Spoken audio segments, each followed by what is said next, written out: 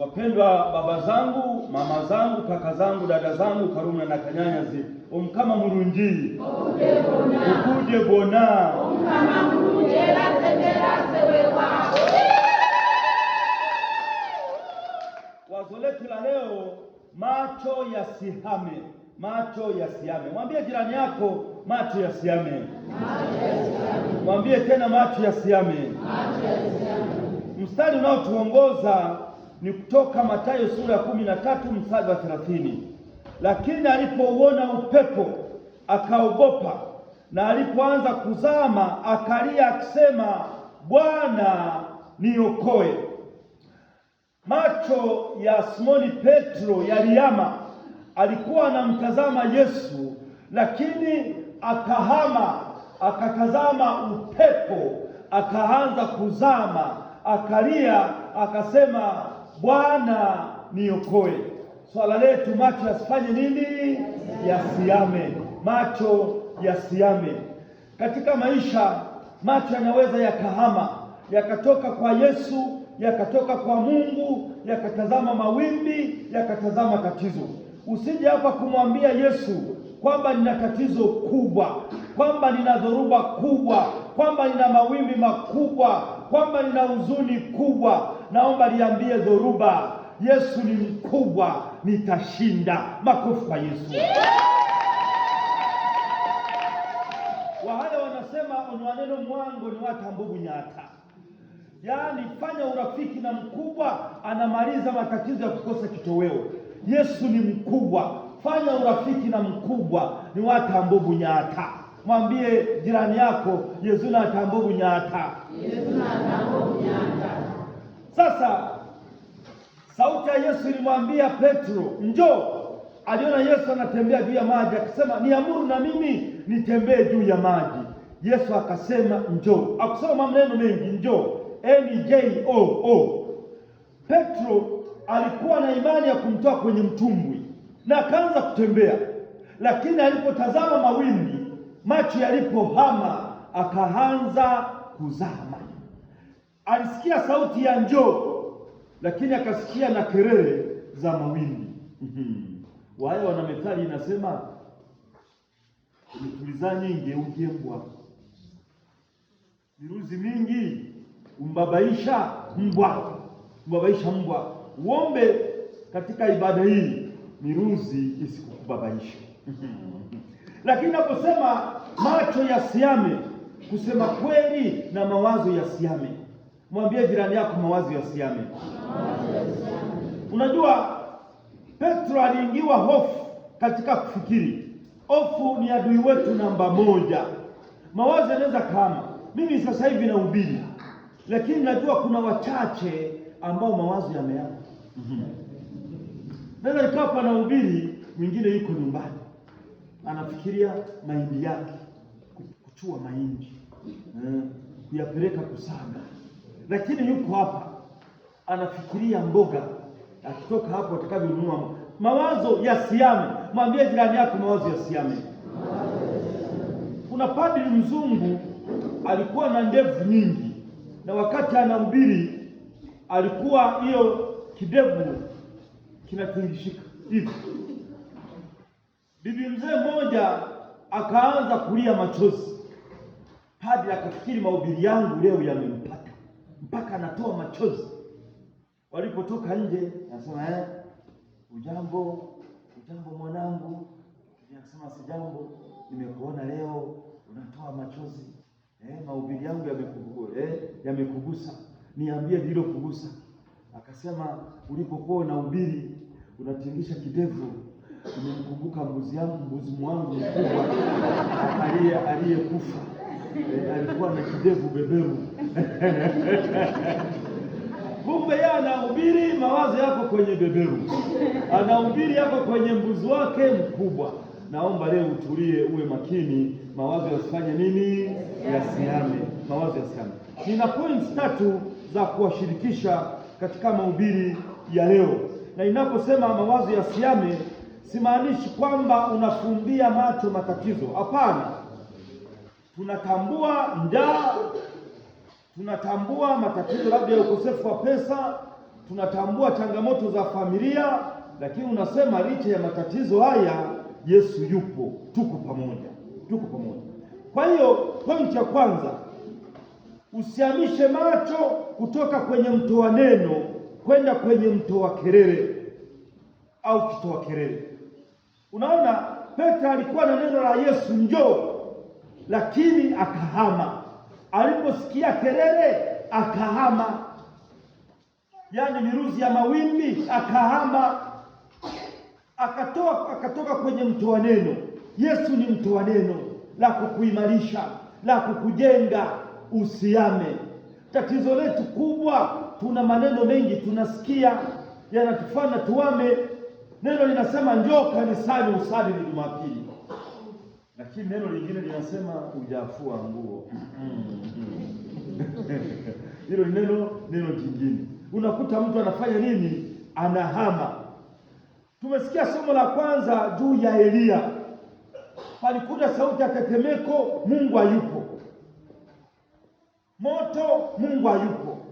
Lakini ikaja sauti ya utulivu. Hapo Mungu alikuwepo. Kwa hiyo naomba usiame kwa kusikiliza maneno mengine. Sauti ikaja ikamwambia Elia, usiogope, endelea, nipo pamoja nawe. Mungu anaweza katokea katika neno dogo, katika ushauri wa mtu, ushauri wa padri, katika mahubiri neno linaweza likatokea. Katika ukimya Mungu anatokea. Nisikilize hiyo. Miruzi ni mingi, kelele ni nyingi. Tunaishi katika ulimwengu wa kelele. Yaani utasikia hata kwenye sherehe amwezi watu mkaongea mkasikilizana, ni kelele tu.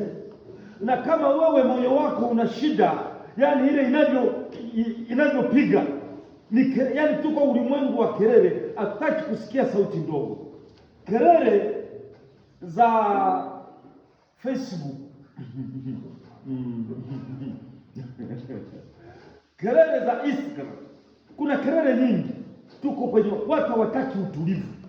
Hata ukiingia kwenye Aisa Makosta ni muziki huko juu, kelele. Yaani kana kwamba hiyo kelele ifunike sauti ya moyoni. Ninaomba usiondoe masikio kwenye neno la njoo kanisani, njoo usaidiwe. Pointi yetu ya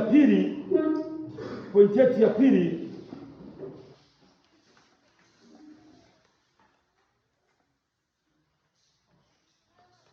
macho yasiame kutoka kwa Yesu kwenda kwenye dhoruba. Swali la msingi si unaona nini, swali la msingi unamtazama nani, unamwangalia nani. Muulize jirani yako, unamtazama nani? Naomba mpige kidogo, unamwambia unamtazama nani? Tumesikia Mathayo sura ya 14 mstari wa 30. Lakini alipoona upepo akaogopa. Usiruhusu kile unachokiona kikufanye usahau unayemuona ni Yesu. Alipoona upepo, alipoona dhoruba, alipoona mawimbi na akasahau. Na alikuwa na imani ya kumtoa kwenye mtumbwi, akaanza kutembea. Lakini alipotazama upepo akazama, lakini alianza kutembea. Kuna Wakristo ambao wameanza kutembea katika mambo ya Mungu, lakini baadaye wametazama mambo mengine, wamezama. Huenda ni biashara imechukua nafasi ya Mungu. Ni Jumapili badala ya kusali anafungua duka. Lakini maana tunatoa fursa, kuna misa fupi ili uende kwenye shughuli zako. Kuna kigango cha Nyakanga, tuna misa ambayo ni fupi ili wanaosafiri wasafiri, wanaoenda na biashara waende biashara. Tuna fursa. Kwa hiyo hiki kitu sikutoe kwa Mwenyezi Mungu. Petro alikuwa ameshaona maji tangu aliposhuka. Kwa nini alizama? Alitazama upepo. Unapotazama dhoruba utazama. Macho yasiame wakati upepo unapoinuka. Kuna watu wanaweza kumwamini Mungu wakati kila kitu kiko sawa, lakini wanapokutana na upepo wanabadilisha mtazamo. Wakati biashara inapoenda vizuri wanamwamini Mungu. Wakati ndoa inapoenda vizuri wanamwamini Mungu. Wakati afya inapokuwa inaenda vizuri wanamwamini Mungu. Afya ikianza kuwa mgogoro, wanaanza kujaribisha. Wanatazama huku na wanajengea hoja, eti wanatuambia Mungu mbera nagawe utaizio. Yaani Mungu nisaidie, na unaweka nguvu zako, lakini nguvu tunazozisema ni kwenda hospitalini, nguvu tunazozisema ni kwenda kliniki, nguvu tunazosema ni kwenda kituo cha afya. Tukote sio kwenda kwa mpiga ramli. Wakati mwingine Mungu yupo katika ukimya kama Elia, yupo katika mambo madogo. 3, macho ya kiyama si mwisho wa safari. Rudisha macho kwa Yesu, rudisha macho kwa Yesu. Sisi tulipojifunza kuendesha baisikeli, ulikuwa unatazama mbele unapoenda, maana ukitazama mpira utaanguka. Unatazama mbele. Mwambie jirani yako ni mbele kwa mbele. Mwambie tena ni mbele kwa mbele. Ukitazama huku mambo yaendi. Lakini hata ukishatazama, rudisha macho. Petro alirudisha macho, akasali sala ya mshale, Bwana niokoe. Hiyo ni sala fupi. Kuna wakati unaweza ukasali sala ndefu, lakini kuna wakati ambapo hata sala ndefu, yaani hauko katika mundu ya sala ndefu. Pametokea dharura, lazima usali sala fupi. Kuna dharura nyingine, hata sala ndefu unashindwa. Jana kuna Mkristo alikuja kwangu, ana shida kubwa, lakini unaona ana huzuni, ana hasira. Nikamshauri, lakini nikasema utarudi sasa hivi. Ninakamshauri kidogo, lakini nikasema tufanye jambo la kwanza, muhusishe Mungu na kuomba. Nenda kanisani kwanza usali. Kwa mimi nikawa natembea kwenye korido ya parokiani, lakini nimechungulia pale kanisani. Nilishangaa, yaani aliingia hivi dakika moja akatoka. Yaani hasira alizokuwa nazo, niliona huyo hata sala ndefu hawezi. Yaani mbona aliingia dakika moja tu, bila shaka naamini katika hali aliyomo alisali sala ya mshale, Bwana nisaidie, Bwana niongoze. Yaani kuna hali ambapo unakuwemo hata sala ndefu uweze ukaisali. Kwa hiyo nakuomba katika maisha, iwe ajali, iwe radi imepiga, sali sala ya mshale, Bwana niongoze. Familia mwenzako ana hasira, Yesu tutulize. Kimekuja kishawishi, unaona unashindwa, mwambie Bwana nitakase, Bwana nitakase. Hizi sala fupi fupi wakati mwingine zinasaidia. Kuna wakati ambapo unaweza ukasali sala ndefu bila shida, lakini kuna nyakati katika maisha ambapo unahitaji sala za mshale. Na huyo alikuwa anazama, Yesu akasema wakati anazama akasema Bwana niokoe, na wakati anazama Yesu akamuokoa. Wakati unazama unaweza ukasali sala ya mshale.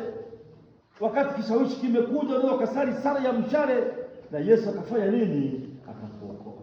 Naomba tuseme Bwana niokoe. Naomba tuseme tena Bwana niokoe. Cha msingi tu macho yasiame, lakini na moyo usifanye nini? Usiame. Kuna fundi alitaka kumwagizia kitu, fundi mwingine alikuwa chini wanajenga, yuko gorofani. Basi alichokifanya akasema ngoja nisimshtue sana. Alikuwa na pesa ya sarafu, akamtupia shilingi 200, ikamgonga kichwani ili atazame juu. Akaona ni pesa, akutazama juu, macho yakawa kwenye pesa. Akachukua 200 akaweka mfukoni, akaendelea na shughuli. Akachukua 500, sarafu ya 500, akamgonga. Yule akatazama, okay. Akachukua akaweka mfukoni, akaendelea na shughuli. Sasa akachukua kipande cha tofali kidogo, gonga sana. Wewe nani unanipiga? Kwa nini unanipiga? Hapa akatazama juu. Usingoje Mungu akugonge ndio utazame juu. Ukiwa na raha, tazama juu. Ukipata mavuno, tazama juu. Ukiuza kahawa, tazama juu. Maisha yanaenda vizuri, tazama juu. Usitazame juu kwenye shida. Wengine mtu anakuja kanisani wakati ana shida, kwanza kabisa nisaidie ile novena ya Rita Wakashia ile. Sasa unapokuwa kwenye raha mbona hauji?